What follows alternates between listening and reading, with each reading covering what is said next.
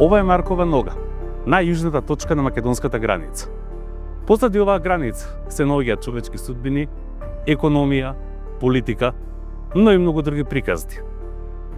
За 2 години од сега треба да се отвори овој премин. Што ќе значи тоа за Преспа, што ќе значи за македонско-грчките односи и што ќе значи најмногу за развојот на бизнисот на овој регион. Добре дојдете во репортажата на Рацин Лак. Повеќе од половина век, патот кај Маркова нога завршува пред затворена гранична рампа. Преминот е затворен речиси 60 години. Период во кој природните врски помеѓу населените места од двете страни на Преспа беа насилно прекинати.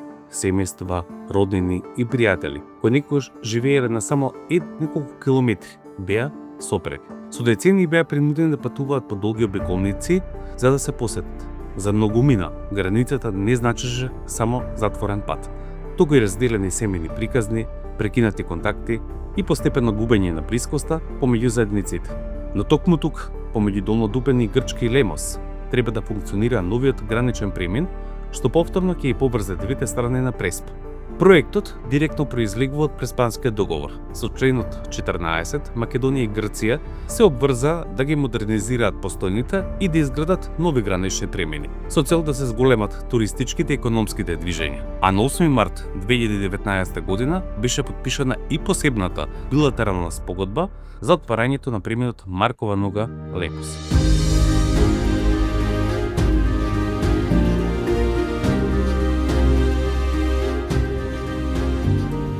Мислите дали дека кога ќе се отвори граничниот премин, дека ќе имате поголема комуникација и со луѓето и со историјата, претпоставам дека постојат и врзани семејства од двете страни на границата кои што биле пресечени 60-тите години. Како гледате вие на тоа? Па многу важна работа ќе биде тоа. Исто дека ќе има доста движење наваму и дека многу луѓе што сакаат да одат натаму, што има живеано таму, што фамилии биле негови таму. Так. Ќе има да виде кај живееле на времето и мислите дека ќе се повторно ќе се воспостави една културолошка врска помеѓу Македонија и Грција, односно од двата региона. Мислите дека ќе се прават пари, регионот се повеќе кога ќе се отвори граничниот премин? тоа би требало, да. Така? Што очекувате вие, на пример? Тоа би требало да има повеќе туристи. Така? Луѓе што сакаат да поминуваат да виде што има во грчкиот дел, луѓе што ќе сакаат да дојде кај нас да виде што има.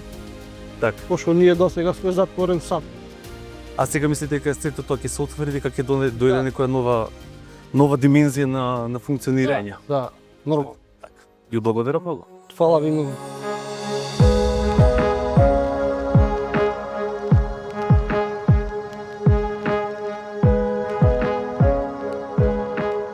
Главната инвестицијска фаза, наречена Бор Прес 2, чини околу 8 милиони евро, а Европската унија ќе учествува со 80% од парите, односно повеќе од 6,1 милиони евро. Остатокот се национални средства и на Македонија и на Грција. Со проектот се отвара нов полициски и царински комплекс во Грција, а се реконструира и полициската станица на македонската страна. Работите од македонската страна символично започнаа во март 2025 година, како што може да видите на нашите инсерти. Во април 2026 година беше потпишан договорот за изградба и на грчкиот комплекс, со рок на изведба од 24 месеци. Поради тоа, преминот реално се очекува да почне со работа во 2028 година. За Преспа, ова е многу повеќе од нова рампа. Патувањето помеѓу Ресен и Лемос треба да се скрати за повеќе од 2 часа на околу 40 минути. Тоа отвара простор за туризам, мали семејни бизнеси, културна соработка и нови прекогранични маршрути, меѓу кои и пешачката патека од Брајчино до Свети Герма. Преминот нема да биде товарен коридор, ќе се користи само за автомобили и помали патнички возила, без камиони и автобуси. Намерата е Преспа да се поврза, но истовремено да се заштити од нејзината чувствителна природа. Ако проектот биде завршен според планот, Маркова нога ќе стане една од највидливите практични резултати на Преспанскиот договор.